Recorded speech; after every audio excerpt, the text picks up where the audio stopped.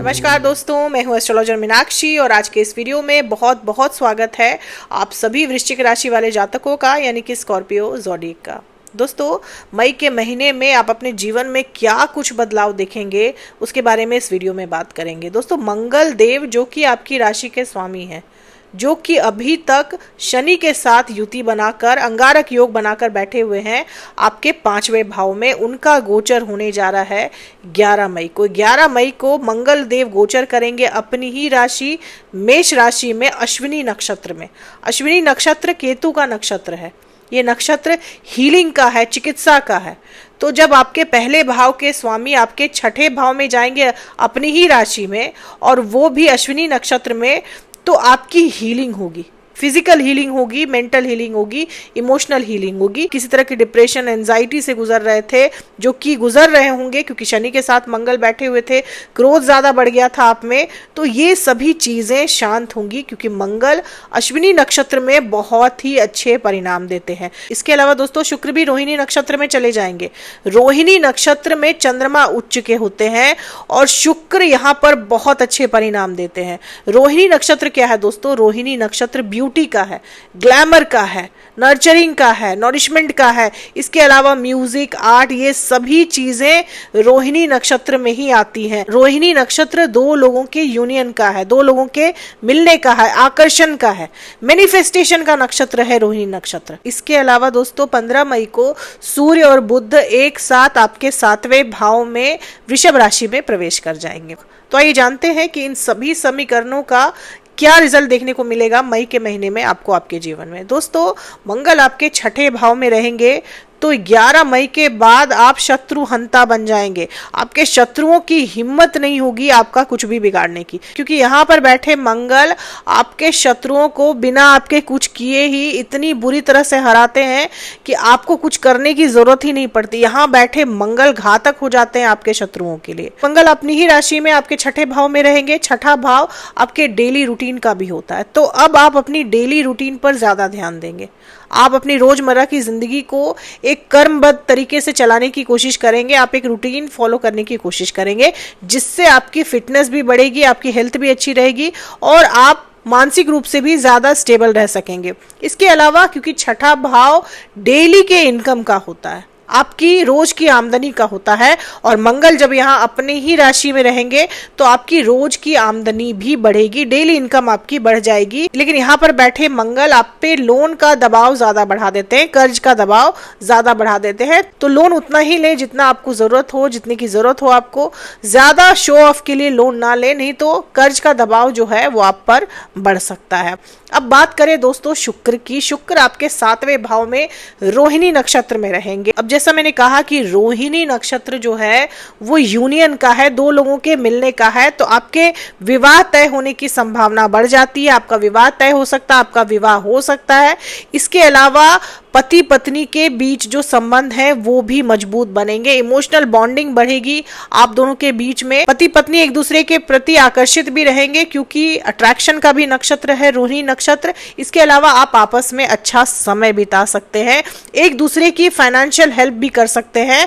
पति पत्नी एक दूसरे की फाइनेंशियली हेल्प कर सकते हैं, एक दूसरे का हाथ बटा सकते हैं उनके काम में। तो वैवाहिक जीवन के लिए शुक्र की ये स्थिति बहुत अच्छी है। इसके अलावा आपको खूबसूरत जीवन साथी मिल सकता है, क्योंकि रोहिणी नक्षत्र खूबसूरती का है, ब्यूटी का है। तो आपको जो जीवन साथी मिलेगा, आपका अगर विवाह तय होता है, जीवन साथी मिलता है आपको, जीवन साथी खूबसूरत हो सकता है। हालांकि रोहिणी नक्षत्र में शुक्र देव आपको लग्जरी और कंफर्ट में इतना ज्यादा डुबा देते हैं, इतना ज्यादा आप लीन हो जाते हैं लग्जरी में कि आप कहीं ना कहीं अपने कंफर्ट जोन से बाहर नहीं निकलना चाहते। दोस्तों, रोहिणी नक्षत्र म्यूजिक और आर्ट का भी नक्षत्र है। तो ऐसे लोग जिनको कला में, कला के क्षेत्र में इंटरेस्ट है, उनको ग्रोथ मिल सकती है, आपका इंटरेस्ट बढ़ सकता है कला के क्षेत्र में। नक्षत्र नॉरिशमेंट का भी है, तो आप अपने बच्चे का ज्यादा ध्यान देंगे, अपने बच्चे की नॉरिशमेंट पर ज्यादा ध्यान देंगे, उनकी ग्रोथ पर भी ज्यादा ध्यान देंगे, आप ज्यादा ख्याल रखेंगे अपने बच्चे का। तो बात करते हैं आपके करियर की। आपके 10वें भाव के स्वामी हैं सूर्य देव, जो कि 15 मई को आपके 7वें भाव में आ जाएंगे। तो अचानक ही फेम मिल सकता है आपको, अचानक ही नेम फेम मिल सकता है आपको 15 मई के बाद, क्योंकि 7वां भाव जो होता है वो जनता का होता है, वो पब्लिक का होता है। तो अचानक आप जनता के चहेते हो सकते हैं, पब्लिक के चहेते हो सकते हैं, आप जहां काम करते हैं वहां लोग आपको ज्यादा पसंद करने लगेंगे। तो नेम फेम आपको मिल सकता है 15 मई के बाद। इसके अलावा केतु जो कि आपके 10वें भाव में बैठे हुए हैं, वो मघा नक्षत्र में है, अपने ही नक्षत्र में है। तो केतु यहाँ पर ऐसे तो धन की स्थिति मजबूत बनाएंगे आपकी, आपका इंक्रीमेंट हो सकता है, आपकी तनख्वाह बढ़ सकती है, लेकिन तबादला भी आपका हो सकता है। आपकी सैलरी तो बढ़ेगी लेकिन ट्रांसफर के साथ आपका तबादला हो सकता है, क्योंकि केतु जहां बैठते हैं, केतु जहां मजबूत स्थिति में बैठते हैं, वहां से आपको दूर ले जाते हैं, वहां से काट कर किसी और जगह पर ले जाते हैं। तो अभी आप जहां काम कर रहे हैं वहां से आपका तबादला किसी दूसरी जगह पर हो सकता है। कि व्यापारियों के लिए 15 मई के बाद का समय बहुत अच्छा है, क्योंकि सूर्य और बुध का बुधादित्य योग बनेगा आपके 7वें भाव में। बुध आपके 11वें भाव के स्वामी हैं और 7वें भाव में रहेंगे, तो व्यापार से आपको लाभ जरूर होगा। अब किस तरह के व्यापार से आपको लाभ हो सकता है? आपको रियल एस्टेट के क्षेत्र में, लग्जरी गुड्स के क्षेत्र में, आपको ब्यूटी प्रोडक्ट्स के क्षेत्र में, फैशन इंडस्ट्री के क्षेत्र में, इन सभी क्षेत्रों से जुड़े व्यापार में आपको लाभ जरूर हो सकता है। इन सभी क्षेत्रों से जुड़े व्यापार में आपको 15 मई के बाद लाभ देखने को मिलेगा। बात करें विद्यार्थियों की, मंगल अश्विनी नक्षत्र में आपके 6ठे भाव में है, जो कि केतु का नक्षत्र है, और केतु आपके 10वें भाव में रहेंगे मघा नक्षत्र में, जो कि केतु का नक्षत्र है, और सूर्य आपके 10वें भाव के स्वामी होकर आपके 7वें भाव में रहेंगे, यानी खुद से 10वें रहेंगे।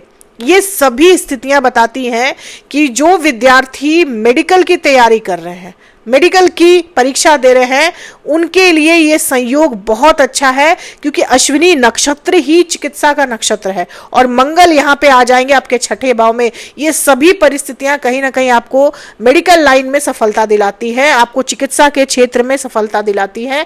अगर आप मेडिकल की तैयारी कर रहे हैं, नर्सिंग की तैयारी कर रहे हैं, आप पैरामेडिकल की तैयारी कर रहे हैं, तो इन सभी क्षेत्रों में विद्यार्थियों को अपार सफलता मिल सकती है, क्योंकि मंगल और केतु ये दोनों ही ग्रह जो कि मेडिकल लाइन में सक्सेसफुल होने के लिए जरूरी हैं, ये अभी बहुत ही अच्छी स्थिति में बैठे हुए हैं आपकी राशि में। तो मेडिकल लाइन से जुड़े छात्रों को बहुत अच्छी सफलता मिल सकती है। तो मेडिकल फील्ड से जुड़े क्षेत्रों के लिए मई का महीना बहुत ही ज्यादा अच्छा रहने वाला है। अब बात करें आपके लव लाइफ की, शनि आपके 5वें भाव में, ये समय मूव ऑन करने का है दोस्तों। जिस रिश्ते में आप हैं उस रिश्ते में आप बहुत ज्यादा दे चुके हैं, अब इस रिश्ते में आपको प्रैक्टिकल होने की जरूरत है। आप इमोशनल होकर इस रिश्ते में कुछ भी हासिल नहीं कर पाएंगे। तो अब ये समय है मूव ऑन करने का। आप मूव ऑन करने की सोच भी रहे हैं, आप किसी प्रभावशाली या किसी खूबसूरत व्यक्ति को देखकर आकर्षित भी हो सकते हैं, आप किसी नए रिश्ते में भी बन सकते हैं, क्योंकि शुक्र की स्थिति बहुत अच्छी है। किसी नए व्यक्ति से आपकी यूनियन हो सकती है और पुराने रिश्ते से आप कट सकते हैं, अलग हो सकते हैं।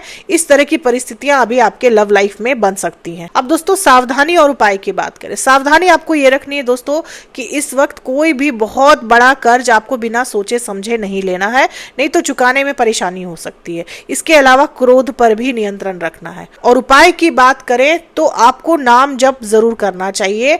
आपको दिन में एक बार समय निकालकर नाम जप जरूर करना चाहिए। नाम जप करना आप सभी वृश्चिक राशि वाले लोगों के लिए बहुत ही लाभदायक देखा गया है, क्योंकि आपकी राशि जल तत्व राशि है। तो आप लोगों के लिए नाम जप करना ऐसे भी बहुत लाभदायक माना जाता है। तो आप दिन में कभी भी समय निकालकर नाम जप कर सकते हैं। किसी भी समय आप नाम जप जरूर करें, आपको इसका सर्वाधिक लाभ मिलता है। तो दोस्तों ये थी मेरी एनालिसिस वृश्चिक राशि वाले लोगों के लिए मई के महीने की। उम्मीद करती हूँ कि वीडियो से आप लोगों को काफी जानकारी, काफी हेल्प मिली होगी। अगर वीडियो से जानकारी मिली हो, हेल्प मिली हो, तो चैनल को सब्सक्राइब करें, लाइक करें, शेयर करें, कमेंट करें और बेल आइकन जरूर दबा दें दोस्तों। तब तक के लिए जय माता दी, जय श्री राम।